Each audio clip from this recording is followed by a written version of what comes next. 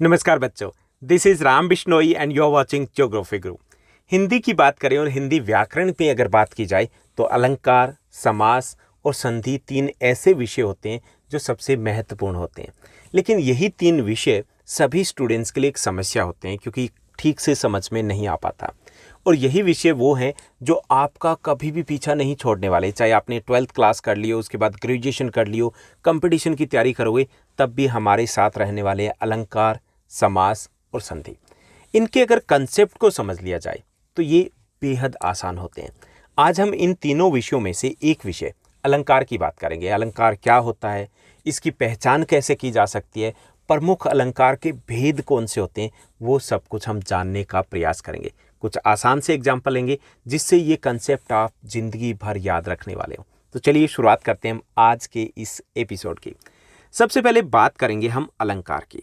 आपने घर पे देखा होगा, अपने आसपास देखा होगा, महिलाएं काफ़ी सारे आभूषण धारण करती है, गहने पहनती है। भाई महिलाएं ही क्यों, पुरुष भी आजकल पीछे नहीं रहे, वो भी आभूषण पहनते हैं, गहने पहनते हैं। तो वो जो गहने क्यों पहने जाते हैं, वो गहने आभूषण पहने जाते हैं ताकि और ज़्यादा सुंदर दिख सकें हम। ऐसे ही अलंकार होते हैं। अलंकार गहने होते हैं, किसके? काव्य के गहने होते हैं, यानी कविता होती है, जो हमारा पद्यांश होता है, उस पद्य के गहने होते हैं। उसकी सुंदरता बढ़ाने के लिए अलंकारों का प्रयोग किया जाता है। वैसे अलंकार का शाब्दिक अर्थ ही आभूषण होता है। अगर आपने पर्यायवाची शब्द देखे हैं गहने, तो उसका जो पर्यायवाची शब्द मिलेंगे गहने मतलब आभूषण, अलंकार। तो ये अलंकार होते हैं। तो एक चीज, अलंकार क्या होते हैं कि अलंकार के द्वारा काव्य की या पद्य की सुंदरता को बढ़ाया जाता है। ओके, तो ये अलंकार है वो दो तरीके से प्रयोग में लाए जाते हैं। एक तो शब्दालंकार यानी कि शब्द के अलंकार होते हैं, एक अर्थालंकार होते हैं, अर्थ के आधार पे अलंकार होते हैं। शब्द के आधार पे जैसे चारु चंद्र की चंचल किरणें, चारु चंद्र की चंचल किरणें। अब देखिए सुनने में अच्छा लग रहा है ना, आभूषण हो गया, अच्छा लग रहा है, तो यहाँ पर शब्दालंकार है। दूसरा हो गया अर्थालंकार, अर्थ के आधार पे, यानी कि सुनने में अच्छा ना लगे लेकिन उसका अर्थ बड़ा अच्छा होता है, जिससे वो जो पद्यांश होता है और सुंदर लिखता है। जैसे कि हनुमत की पूंछ में लग न पाई आग, लंका सिगरी जली गई, गए निशाचर भाग। अब इसका अर्थ अगर देखेंगे तो मजा आ जाएगा। तो ये अर्थालंकार होता है। अब यहाँ पर ज़्यादा समझ में नहीं आ रहा होगा कि अर्थालंकार, शब्दालंकार, भाई ये कहाँ से आ गए। तो हम एक एक करके अलंकार को थोड़ा समझने की कोशिश करेंगे। साथ साथ मैं आपको बताने वाला हूँ कि इनमें पहचान कैसे की जा सकती है। सबसे पहले हम शब्दालंकार की बात करेंगे। शब्दालंकार में प्रमुख तौर पर उसके तीन भेद होते हैं, यानी कि प्रमुख तौर पर उसके तीन भेद हैं जो आपके एग्जाम में आने वाले हैं, जो आपके एग्जाम में रिपीट होते हैं। इसमें अनुप्रास आता है, यमक है और श्लेष है। अनुप्रास के साथ शुरुआत करेंगे। अनुप्रास जो अलंकार है कि जब काव्य में किसी वर्ण की आवृत्ति एक से अधिक बार हो, यानी कि काव्य में कोई वर्ण की बात करें, वर्ण एक से अधिक बार अगर वो वर्ण आता है तो वहां पर क्या होगा? अनुप्रास अलंकार होगा। यानी कि कोई भी वर्ण है वो एक से ज्यादा बार अगर रिपीट होगा तो वहां पर अनुप्रास अलंकार होगा। जैसे एग्जाम्पल देखिए, तड़नी तनुजा तट तमाल तरुवर बहुछाए। यहां पर सौंदर्य पैदा हुआ, किसके कारण? तय की आवृत्ति के कारण। तड़नी तनुजा तट तमाल तरुवर छाए, तो यहाँ तय बार बार आया है, तो ये क्या होगा? ये अनुप्रास अलंकार होगा। एक बात और आपको ध्यान में रखनी है कि जरूरी नहीं कि ये वर्ण शुरुआत में हो। अगर ये अंत में भी दिया गया है किसी भी शब्द के और रिपीट हो रहा है तो वहां पर भी अनुप्रास अलंकार होगा। कुछ और एग्जाम्पल मैंने दिए ताकि आप अच्छे समझ पाओ। रघुपति राघव राजा राम, पतित पावन सीताराम। यहाँ पे अनुप्रास अलंकार है, रे वर्ण दिया गया, रघुपति राघव राजा राम। यहाँ पे पै वर्ण दिया गया, पतित पावन। तो यहाँ पर दोनों रे और पै की आवृत्ति के कारण अनुप्रास अलंकार है। समझ में आ गया ना? एक और एग्जाम्पल देखिए, चारु चंद्र की चंचल किरणें खेल रही है जल थल में। चारु चंद्र, यहाँ पे क्या है? चय की आवृत्ति है, चारु चंद्र और फिर चंचल में भी, तो यहाँ पे चय वर्ण की आवृत्ति के कारण यहाँ पर क्या होगा? अनुप्रास अलंकार होगा। नीचे एक और एग्जाम्पल हमने लिया है, मेया मोरी मैं नहीं माखन खायो। मेया मोरी, यहाँ पे मैं वर्ण की आवृत्ति है, मेया मोरी मैं, तो यहाँ पर क्या होगा? अनुप्रास अलंकार होगा। ओके, तो पहली चीज कि अनुप्रास अलंकार है। जरूरी नहीं कि यहाँ पे हमने एग्जाम्पल जितने भी लिए वहां पर 3 बार किसी भी वर्ण की आवृत्ति हुई। अगर 2 बार भी है जैसे कि पतित पावन में, तो यहाँ पर भी अनुप्रास अलंकार है। ओके, तो ये हुआ हमारा पहला अलंकार कि अनुप्रास अलंकार, जो आमतौर पे जब भी काव्य की बात की जाती है तो उसमें अनुप्रास अलंकार तो लगभग उपस्थित होता ही होता है। उसके बाद हम यमक अलंकार को समझते हैं। अब यमक अलंकार क्या होता है कि जब काव्य में कोई शब्द एक से अधिक बार आए, यानी काव्य में कोई शब्द है वो एक से अधिक बार आ रहा है, ठीक है, रिपीट हो रहा है, लेकिन उनके अर्थ हर बार अलग अलग हो, तो वो यमक अलंकार होगा। यानी कि शब्द है वो एक से अधिक बार आ रहा है लेकिन हर बार उसका अलग अर्थ निकल रहा है। जैसे 3 बेर खाती थी वे 3 बेर खाती है, 3 बेर खाती थी वे 3 बेर खाती है। तो यहाँ पे जो बेर शब्द है उसके 2 बार ये आया है लेकिन दोनों बार इसके अलग अर्थ है। एक बार तो समय अर्थ है, यानी कि एक बार समय अर्थ है और दूसरी बार इसका अर्थ है एक प्रकार का फल, बेर सब ने खाए होंगे। तो वो 3 बेर खाती थी, वो 3 समय खाती थी और वो तीनों समय 3 बेर खाती थी। तो यहाँ पर दोनों बार बेर शब्द का अर्थ अलग निकल रहा है, तो यहाँ पर यमक अलंकार है। जैसे एक और एग्जाम्पल है जो आमतौर पे कॉम्पिटिटिव एग्जाम में आता है कि कनक कनक ते 100 गुनी मादकता दिखाए, या खाए बोराए व पाए बोराए। तो यहाँ पर कनक कनक ते 100 गुनी मादकता दिखाए, तो यहाँ पे कनक कनक शब्द है वो 2 बार आया।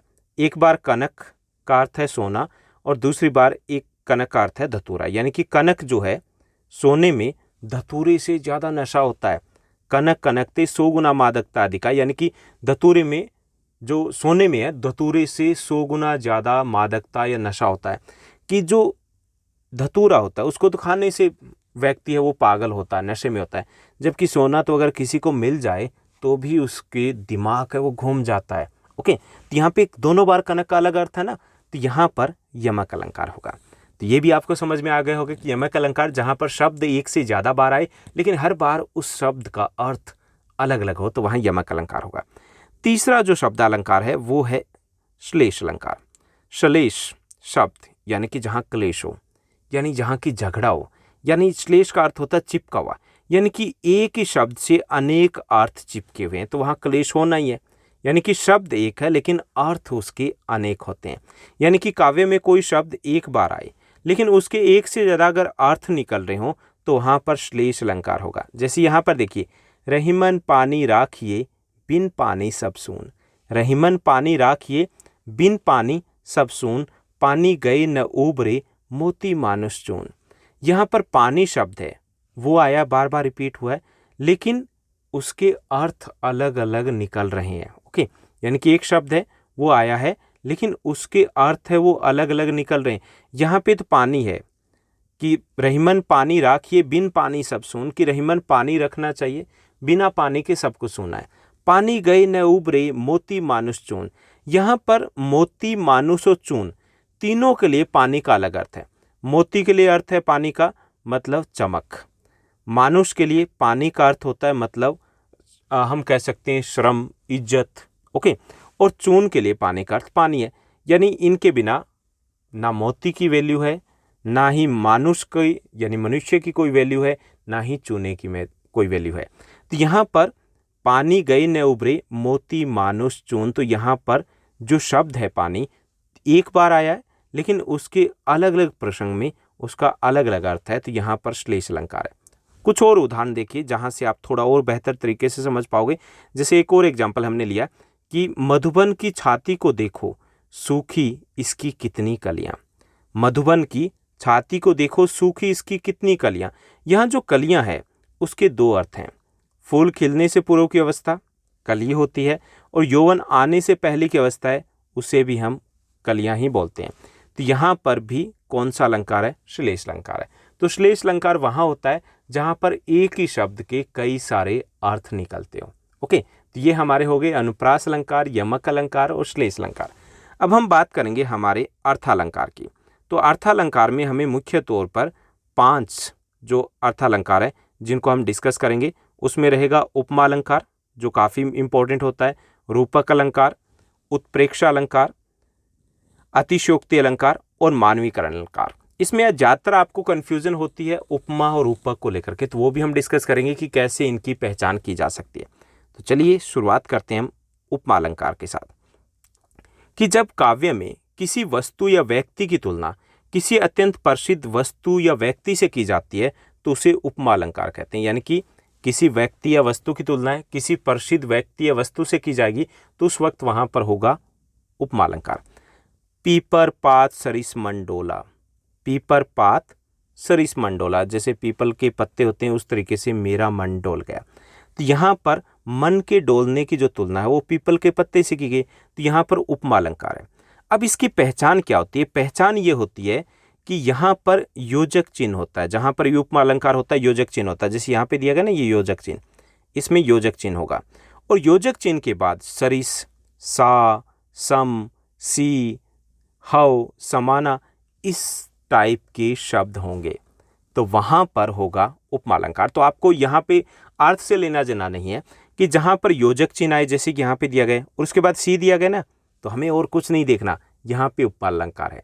ओके, तो यहाँ पे जैसे एग्जाम्पल देखिए, उदाहरण देखिए कि हाय फूल सी कोमल बच्ची हुई राख की ढेरी थी। तो यहाँ पर हमें अर्थ से लेना देना नहीं है।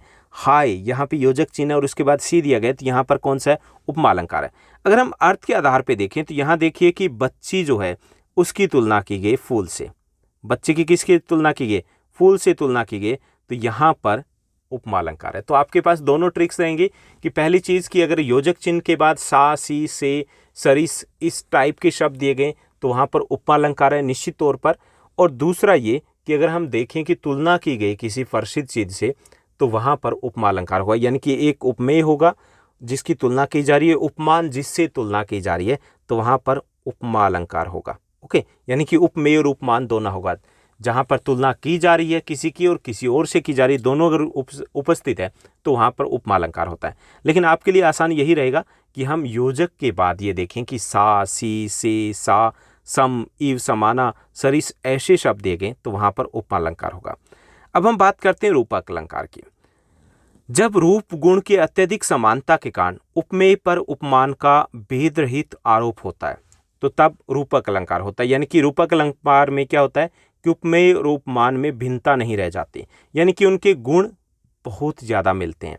जैसे चरण कमल बंदी हरि राई, चरण कमल बंदी हरि राई, तो यहाँ पे जो चरण है, हरि के जो चरण है वो कमल के समान है ये कहा गया, तो यहाँ पे रूपक अलंकार है।